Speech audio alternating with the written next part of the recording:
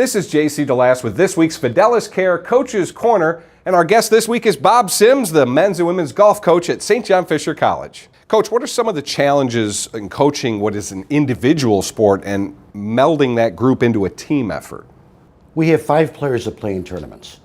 We take the lowest 4 scores and you total them.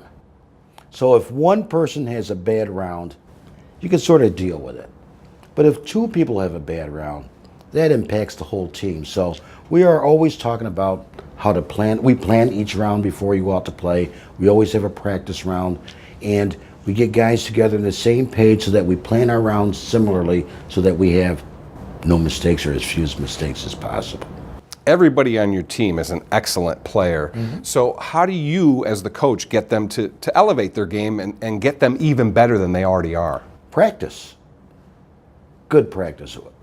We talk every day about focus and practice, focus and practice.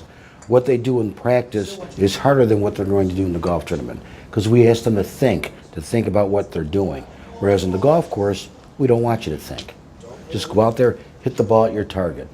Think about the only time you're thinking is where do I want to hit the ball and what type of shot I want to hit. Then you just go out and execute. No thinking allowed. St. John Fisher is hosting the NCAA Division III tournament this year here in Rochester. That's got to be thrilling, not only for the kids on your team, but for you personally, again, to be the host of an event like that. It's sort of nerve-wracking, too, because we have 41 teams plus 5 individuals from all over the country that will make a judgment about Rochester based on this golf tournament. We've got a lot of people involved. The Rochester District Golf Association will help us out with volunteers. The whole school is behind this all the way.